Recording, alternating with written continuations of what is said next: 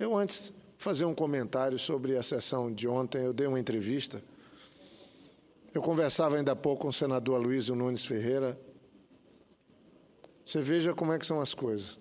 Ontem é como se tivesse caído um pouco, tivéssemos tomado um pouco por uma sensatez. Nós tivemos que apreciar centenas de vetos, né, quando você entra no detalhamento, em matérias que passaram aqui no Senado e na Câmara. Ficaram faltando alguns. Matérias que, depois de apreciadas nas duas casas, alguém fez a conta e falou, mas isso vai causar um transtorno econômico, financeiro para o país, que desequilibra as contas. Eu fiquei contente, porque eu espero, sinceramente, que a gente possa trabalhar melhor essas matérias aqui no plenário, na Câmara e no Senado, que o próprio governo seja mais eficiente no sentido de alertar, acender a luz vermelha no nascedouro dos debates, coisa que não ocorreu, para que a gente não tenha que viver essa situação, que é parte do processo legislativo, que só termina com apreciação de vetos, mas eu não sei se as pessoas que me acompanham na Rádio e TV Senado, em casa, elas sabem que o Brasil não apreciava vetos. Isso é algo, quer dizer, nós não concluíamos o processo legislativo. Isso é algo recente, que começou a valer no governo da presidenta Dilma a partir da pressão da opinião pública, da pressão de colegas senadores, de cobranças. Mas eu tomara mesmo, na condição de vice-presidente da Casa, tenho um bom diálogo com todo mundo aqui, que se possa, por isso que eu falo até essa autoridade fiscal independente que o presidente Renan sugeriu, que muitos parlamentos têm, talvez seja interessante. Não só para dar parecer independente sobre propostas que venham do governo, mas também para dar parecer sobre propostas que o parlamento, às vezes, tenta debater e passar adiante sem levar em conta de onde vão vir os recursos, quem vai pagar a conta. Eu na condição de senador, representando o povo do Acre, na condição de senador da República, eu estou muito preocupado. Senador Lazier, Vossa Excelência do Rio Grande do Sul, o governo do Rio Grande do Sul, um dos estados mais ricos do país, pelo menos no passado, que mais teve presidentes da República, certamente, que isso mostra um pouco da inserção dos gaúchos na vida nacional, chegando a ocupar, com maior número do que qualquer outro estado, a presidência da República. É um estado que alguns dizem que está pré-falimentar, outros dizem que, estou falando do ponto de vista da máquina pública administrativa. Como chega a esse ponto? Como? Quem levou o estado a essa situação? De ter que fazer, por enquanto, o pagamento parcelado dos servidores. Mas não tenho nenhuma dúvida que, se a situação seguir se agravando, vai ter que atrasar salário. Vai ter que transformar o mês de salário dos gaúchos em 60 dias. Quer dizer, um mês vai valer trabalhar 60 para receber 30, ou seja, vai ficar 30 para trás. Quando eu assumi o governo do Acre, o atraso era de 5 meses para alguns servidores. E para todos, inclusive dos poderes, 3 meses de salário atrasado. No primeiro mês, conseguimos pôr em ordem. E de lá para cá, nunca mais atrasou. Criou-se, institucionalizou-se novamente o respeito pelos servidores. Mas eu vou fazer aqui, porque eu estou fazendo apenas uma breve referência sobre a sessão de vetos que nós tivemos na madrugada. Cheguei em casa já quase 3 horas da manhã de hoje, e cedo já estava aqui de volta. Nós estamos tendo uma piora na arrecadação, senador Lazier. Mês de agosto, a queda foi muito alta, quase 10%.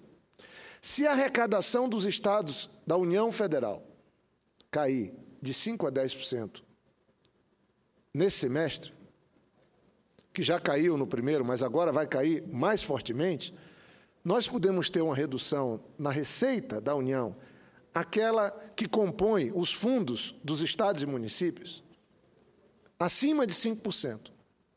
de 5 a 10. Se isso ocorrer, os estados tiverem uma queda real nos repasses constitucionais, eu estou me referindo basicamente ao Fundo de Participação dos municípios e o Fundo de Participação dos estados, o que vai acontecer, senador Cristóvão, e eu estou prevendo que será fato, vai acontecer, é que milhares de municípios vão descumprir a lei de responsabilidade fiscal. E dezenas de estados também vão descumprir a lei de responsabilidade fiscal. O que significa descumprir a lei de responsabilidade fiscal? Não é pedalada, é crime de responsabilidade dos governadores e prefeitos. Como é que o país vai ficar? Esse nosso país precisa cair na real. Não se trata se é muito erro ou pouco erro, mas nós estamos há 15 anos acostumados a votar e apreciar aumento de despesas. Nós vamos ter que agora dar passo atrás. Não tem possibilidade. E o grave é que, se tiver, então, uma queda de 5% a 10% na receita real, as despesas fixas, permanentes, que já estão no limite prudencial, talvez eu falei com jornalistas, mas nós não tínhamos pensado nisso, senador. Pense, eu fui prefeito, eu fui governador. Quando eu fui governador, eu recebia cartas do ministro, do chefe do Tesouro, Joaquim Levy, na época, elogiando a minha rigidez fiscal, senador Cristóvão Buarque, que já foi governador também. A informação que eu tenho é que a situação do governo do Distrito Federal, dada pelo nosso amigo Rodrigo Hollenberg, é de extrema gravidade. Agora, como um Estado, uma capital da República, Distrito Federal, que todos falam que é o melhor lugar para ser administrado, porque uma parcela importante das despesas são custeadas pela União, estou me referindo a pessoal, Vossa Excelência foi governador, chega numa situação parecida com a do Rio Grande do Sul, que também é parecida com a do Rio de Janeiro. Imagine nós do Norte e do Nordeste a situação que vivemos. Então, nós estamos vivendo uma quadra, eu estou me referindo ao voto de ontem, a derrubada dos vetos, que não se trata aí de governo A, B, C ou D, mas de nós pensarmos um pouco o país e que essa sensatez possa dominar um pouco os plenários, que independente, eu conversava com o senador Aloysio ali, ele falou, não voto favorável a essas medidas, porque luto nas comissões, ele duro contra o governo, porque não acendeu a luz vermelha lá, não, nascedouro, às vezes deixou a questão evoluir a ponto de chegar nos plenários. Então, eu não estou eximindo o governo da culpa, dos erros, mas eu tomara que, daqui para frente, sob pena de nós agravarmos a situação do país, e com esse agravamento, agravarmos a situação dos estados, e com isso agravarmos a situação dos municípios, e atingirmos fortemente, às vezes pelas decisões que tomamos, ou às vezes pela leitura não completa do cenário, a vida do cidadão brasileiro. Que se passa, se supera. Eu vou ouvir o senador Lazier, em seguida, Vossa Excelência, senador Cristóvão, com muita satisfação. Estou acompanhando, senador Jorge Viana, com toda atenção, o seu pronunciamento, muito procedente e profundo. E já que Vossa Excelência referiu o Rio Grande do Sul, me ocorre dizer que há um dogma, uma sentença, um aforisma, que significa o seguinte: não é possível gastar mais do que a previsão de receita. Não é admissível gastar mais do que arrecadar. Esse é o problema, foi o problema fundamental do Rio Grande do Sul, onde houve uma questão crucial que se chama não cuidado com a previdência pública. Esta é a causa do rombo do Rio Grande do Sul. E olha, eu acho que essa doença está contaminando os municípios e o Estado brasileiro todos, sem exceção. Exato. Então, o que acontece? No Rio Grande do Sul, atualmente, 53% da folha de pagamento da administração pública é com os inativos. E está crescendo extraordinariamente, principalmente agora, por desilusão dos militares, os brigadianos, que nós chamamos no Rio Grande do Sul, professores, o mundo de funcionário público, desiludidos, desencantados, estão pedindo aposentadoria. são aos milhares. Então, nós chegaremos no ano que vem com uma folha ainda maior, sob o ponto de vista de inatividade. Então, isso não foi corrigido ao longo da história, não se criou um fundo previdenciário. Esse é o problema principal, a tal ponto que... estou concluindo. O débito da Previdência para este ano vai ser de 5,5 bilhões. Então, nós estamos atravessando uma quadra da gestão pública no Brasil que tomara seja uma advertência definitiva. O estilo de administrar um município, um estado e um país tem que mudar. Do jeito que vinha até agora, não é possível continuar. E Vossa Excelência está relatando, fazendo um retrospecto do que aconteceu com o governo da União, que está agora nesse verdadeiro brete que chegou a um desaguadouro na noite de ontem, que terminou às 2h30 da madrugada, com a questão dos vetos e vai prosseguir nos próximos dias. Tudo por quê? Porque houve incúria lá no passado. Muito obrigado. Muito obrigado. Eu ouço o senador... Feito uma parte, sem dúvida. Depois de ouvir o senador Cristóvão, eu ouço Vossa Excelência, senador Flecha, e nós temos uma situação grave. Eu estou prevendo com a queda real, porque sempre o prefeito, o governador, teve uma queda na receita. Faz mais de 15 anos que não tem queda de receita. Mas esse ano nós estamos tendo queda real. O que tinha era uma queda na previsão de aumento de receita. Então, no mês, a previsão não se realizava, mas sempre tivemos crescimento nominal e real também. Mas esse ano nós estamos tendo queda real. E a queda real pode levar os estados e municípios, muitos deles, milhares de municípios, a descumprir a lei de responsabilidade fiscal. Isso é crime de responsabilidade para o gestor. Como é que vão ficar? Vai vir certamente algum engenhoso dizer, muda-se a lei de responsabilidade fiscal e põe todo mundo. E aí nós vamos para o andar de baixo. Eu ouço o senador Cristóvão. Senador, eu fico satisfeito de você ter trazendo esse problema, porque ontem fiquei até o final, como muitos, quase todos nós, e enquanto eu estava lá, eu ficava olhando, senador, aqueles 600 parlamentares. A liderança brasileira inteira estava ali. Porque hoje a gente não vê grandes lideranças, com todo respeito, entre os governadores. Felizmente, não há lideranças expressivas entre os militares. Digo, felizmente. Nós somos as lideranças. Nós, aqueles 600 que estavam ali quase. E nós estávamos todo o tempo debatendo o conjuntural e com enfoque corporativista. Ali não apareceu a nação brasileira, a não ser do ponto de vista fiscal, para dizer não dá para continuar gastando tanto. Se votar, não vai pagar. Isso. Então, nós precisamos debater, é o que o senhor está trazendo aqui, que é a crise estrutural, que é muito maior do que essa. Nós temos uma Constituição que proíbe demissão, proíbe redução de salários. Temos uma lei de responsabilidade fiscal que proíbe gastar mais do que um certo valor. Isso vai ficar incompatível se a gente não for realmente sério na responsabilidade. O que é que vai acontecer? O senhor já tocou. Haverá a tentação de resolver o problema por meio da inflação. Por meio da inflação. A gente dá aqui 80% de aumento e, na hora de pagar, a gente tira 80% pela inflação, como já chegou a ser no Brasil mensal. A inflação de um ano. E chegou até a mensal. Não, chegou a mensal 80 no governo Sarney. Então, essa é a maneira que eu considero a pior de todas as corrupções. Porque é a corrupção que não vai para o bolso de ninguém em particular, propina, mas vai para o tesouro tirando do povo. A gente dá aumento de 100 para 120 e, quando pagar, não vale nem 100 mais, vale 80. Esse é o receio de que nós estamos caminhando nessa direção. A revogação da lei de responsabilidade fiscal, que é o mesmo que revogar as 4 operações da aritmética e dizer 2 mais 2 igual a 5. É isso que se faz com a inflação. Na inflação, 2 e 2 não são 4, 2 e 2 são 5, porque o 5 só vale 4. E quem tem um pouco mais de idade, não é dos jovens, que viveu a inflação, sabe a tragédia que isso representa. Nós temos que nos sentar, senador, e debater não só aquilo que era importante ontem, mas debater nosso papel de líder desse país, como é que a gente enfrenta a crise estrutural. Por exemplo, a Previdência.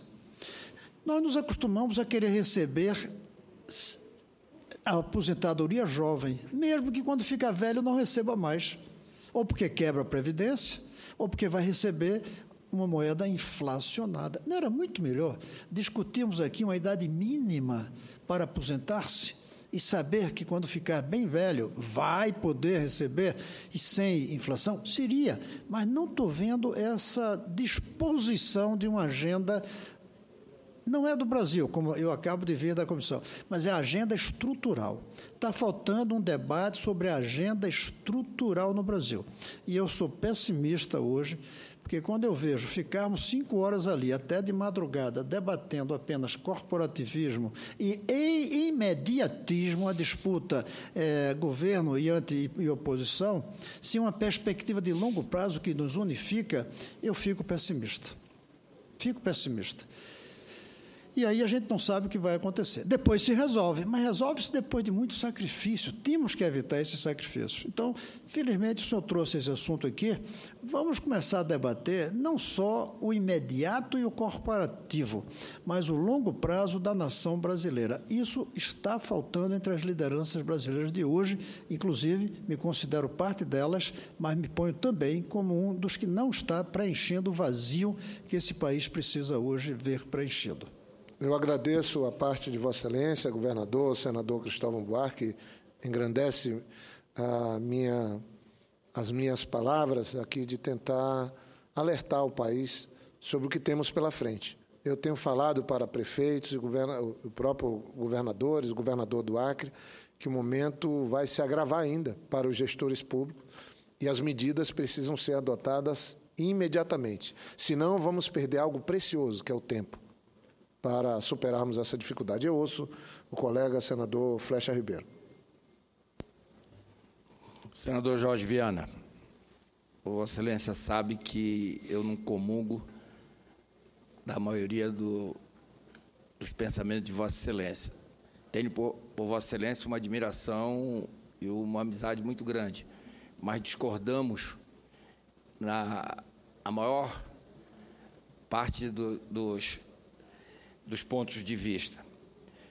Vossa Excelência vem cumprir o seu dever para com o seu governo e com o seu partido de fazer a defesa das propostas do governo. O Brasil, lamentavelmente, se encontra na situação que está pelo desgoverno ao longo desses 13 anos, e, em especial, ao longo dos últimos 7 anos. Eu vou fazer um pronunciamento em que eu vou ler um discurso da primeira-ministra britânica, Margaret Thatcher. Ficou na história pelo programa de privatização que ela fez na Inglaterra, lá na década de 80, que hoje veio trazer os resultados e que o Brasil iniciou, foi interrompido pelo PT, não continuou as reformas, como o senador Cristóvão se referiu, que deveriam ter sido continuadas, e nos levou a essa situação que nós estamos. Hoje, a Folha de São Paulo traz uma matéria, que eu também vou fazer constar dos anais do Senado e do pronunciamento, sobre as propostas que o governo enviou ao Congresso. Se formos fazer um levantamento dessas propostas, é só em cima do cidadão. Só em cima do cidadão. É só corte. Corte de quê? No cidadão. Aumento de tributos, CPMF, aumento de imposto de renda, tirar do Minha Casa Minha Vida o recuo do Tesouro, colocar só do FGTS, ou seja, colocar em risco os recursos que não são do governo, são do trabalhador. Eu fiz um requerimento à mesa, Vossa Excelência é o primeiro vice-presidente, para que nós possamos saber qual é a inadimplência do Minha Casa Minha Vida e do Minha Casa Melhor, que ninguém fala mais. Foi um programa eleitoreiro, R$5.000 para quem era do Minha Casa Minha Vida para comprar eletrodomésticos, com dinheiro da Caixa Econômica, não foi dinheiro do Tesouro, foi a Caixa Econômica que emprestou. Eu quero saber se está retornando para a Caixa Econômica isso. Mas disse a primeira-ministra Margaret Thatcher, em 1983, nós estamos falando de 32 anos atrás, 32 anos atrás. Vou citar 2 trechos só, que a leitura eu farei aí e pedirei exatamente. Mas nós temos tempo aí que o presidente Zé Medeiros, ele é benevolente. Vou só 4 linhas que eu vou ler para Vossa Excelência. Disse a primeira-ministra britânica Margaret Thatcher: um dos grandes debates de nosso tempo é sobre quanto do seu dinheiro do contribuinte, lógico, do cidadão, deve ser gasto pelo Estado, e com quanto você deve ficar para gastar com sua família. Lá em 1983. Mais adiante, no pronunciamento dela, na conferência do seu partido, Partido Conservador, ela disse: nenhuma nação, e isso aqui é para refletir, senador Jorge Viana, nenhuma nação jamais se tornou próspera por tributar seus cidadãos além de sua capacidade de pagar. Então, esses 2 trechos do pronunciamento da primeira-ministra Margaret Thatcher, feito em 1983, nos leva a refletir a situação do nosso país. O estado do Pará, senador Jorge Viana, da nossa Amazônia, administrado pelo governador Simão Jatene, é a menor relação dívida com receita corrente líquida do Brasil. É só 0,10%. Eu não sei quanto é que é o Acre. O Pará é 0,10%. Lamentavelmente, do senador Lazier, o Rio Grande do Sul é 253%. O estado do Pará tem financiamentos aprovados pela Secretaria de Tesouro Nacional, junto ao BNDES, junto à CAF, e que não são liberados. Não são liberados por quê? Porque vai refletir a dívida pública, penaliza os paraenses, que já são penalizados pelo governo não pagar a Lei Candir. Está pagando agora de 2014, não fala como pagar de 2015. Eu agradeço a parte de Vossa Excelência, senador Flecha. Eu não vejo, eu sei que Vossa Excelência também, no fundo, não, tanta divergência entre nós, mas tem algumas que valem ressaltar. Quanto à leitura do cenário de hoje e de ontem. Eu sou obrigado a fazer um pouco isso. Eu não sei se é uma boa referência a nos prendermos aqui à política clássica neoliberal simbolizada pelo governo da senhora Margaret Thatcher. Eu estive, na segunda-feira, numa audiência pública, acompanhando pela Comissão de Relações Exteriores, senador Aloysio Nunes, eu, senadora Ana Amélia Ferraço, na Fiesp, com toda a indústria de defesa nacional. Situação delicada, é uma área estratégica importante. Lá, eu lembrava que, tentando o governo de Vossa Excelência, quando governava o país, imitar e trazer um pouco dessa visão, ou implantar um pouco dessa visão aqui no Brasil, fez a primeira privatização do sistema Telebrás. Primeiro, o Brasil, naquela época, com a Embratel, tinha uma estatal, o Brasil lançava satélite, tinha satélite. Vossa Excelência sabe que o Brasil não tem mais satélite. O satélite que era do povo brasileiro, estratégico, fundamental para a indústria de defesa, para a segurança nacional, para as telecomunicações, sabe de quem é? Do México. México. Um dos homens mais ricos do mundo ficou. Essa é a política. E nós estamos pagando o pato, literalmente, comendo o pão que o diabo amassou, e não tem como analisar um país que seja influente no mundo se ele não tiver controle e presença no espaço. O Brasil não tem mais. Tem uma das regiões mais importantes para lançamento de satélite do mundo. Não consegue ter satélite, porque não adianta ter satélite, tem que ter lançadores satélites. É uma área que eu trabalhei um pouco mais nela. E nós não temos, porque nos desfizemos. Podíamos ter feito a privatização, sim, por que não, do serviço para as operadoras e ter o controle daquilo que é estratégico para a nação. Sabe o que é que ocorreu na Guerra das Malvinas, senador Flecha? Quem controla boa parte do espaço, ou controlava, agora já entram várias nações, entram os Estados Unidos, desligou, botou como sombra as comunicações do Brasil e da Argentina, e quando os aviões ingleses iam atacar, os argentinos não sabiam de onde estavam vindo os aviões, nem onde eles estavam, porque todo o monitoramento dependia de comunicação via espaço de satélite dos Estados Unidos. Quem está com o controle lá em cima, controla todos nós aqui. Se eles quiserem desligar hoje, nós não temos saída a não ser estabelecer uma conversa. Só que o nosso país, que desenvolveu com ITA, que tem um centro de desenvolvimento de tecnologia, tem pecados mortais dentro do governo. Mortais. A gente não sabe nem onde é o endereço desse tema tão importante dentro do próprio governo. Eu não tenho nenhum problema de criticar. Mas eu queria dizer também que nós não podemos satanizar. O problema que a gente está vivendo nesse momento é gravíssimo. Mas aí vão dizer, mas não, vai querer comparar. Mas olha, inflação, taxa de juros, desemprego, construção de moradia, infraestrutura. Os números, apesar da gravidade, hoje são muito melhores do que na época que o PSDB governava esse país. Mas, enfim, fica aí estabelecido as convergências e eu estou acentuando um pouco mais as divergências, mas dentro desse debate democrático. Queria concluir, então, senhor presidente, falando duas coisas aqui. Notícias boas para o meu Estado.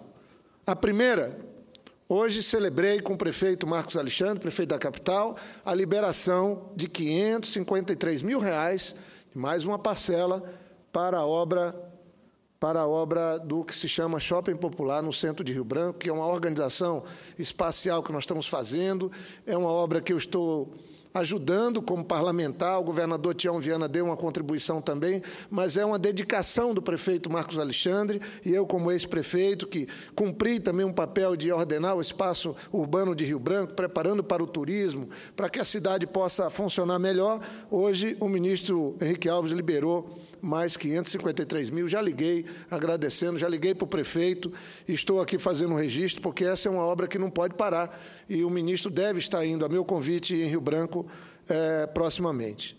Mas queria também aqui cumprimentar e agradecer o ministro Gilberto Occhi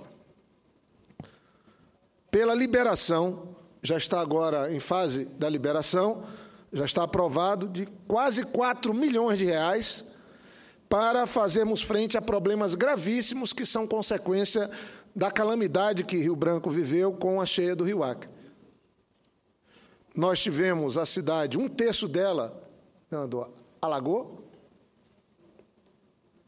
ficou sem energia elétrica, quase 40% da cidade, atingiu quase 30 mil moradias e foi decretada a calamidade pública, a presidenta Dilma esteve, o prefeito, o governador trabalharam tanto, e quando o rio baixou, nós tivemos desbarrancamento do Rio Acre, ele baixou muito rapidamente, e aqui tivemos agora, depois de pelo menos 6 audiências com o ministro Occhi, mas eu estou muito grato, ele aprovou agora o projeto, e foi um pedido meu pessoal, do prefeito Marcos Alexandre. Eu queria cumprimentar a equipe dele, o meu gabinete, que trabalhou nesses projetos, foram refeitos várias vezes, a equipe toda do Ministério e da Prefeitura de Rio Branco, está sendo liberado quase 4 milhões para fazermos 4 grandes obras de recomposição, de reconstrução das encostas.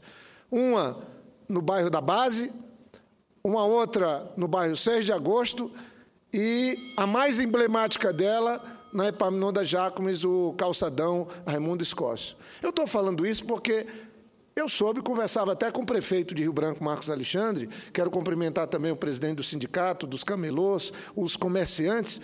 Já tem políticos mandando dizer lá que são eles que estão liberando os recursos. É duro, a gente batalha aqui, está longe, senador Flecha. Vossa Excelência também, de vez em quando, deve sofrer um pouco com isso.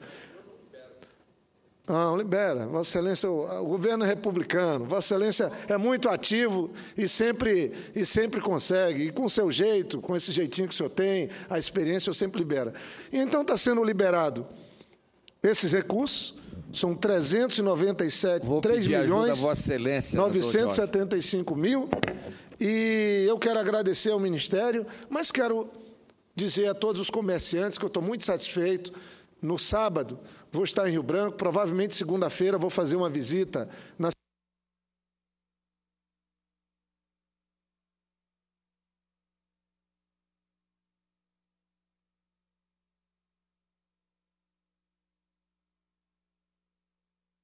Pretendo fazer uma visita na segunda-feira com o prefeito Marcos Alexandre, com o Juruna do sindicato e mais alguns comerciantes, onde vou prestar conta e espero, sinceramente, que colegas parlamentares, por favor, não tentem aí agora pegar uma carona num trabalho que não fizeram.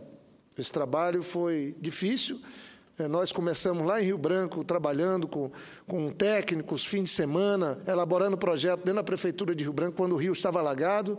Depois, seguimos trabalhando com a equipe do prefeito Marcos Alexandre e agora tenho a satisfação de informar, porque essa semana que passou, nós tivemos audiência com o ministro Occhi, ficou todo aprovado o projeto e agora vai ser liberado. E queria dar aqui um último recado.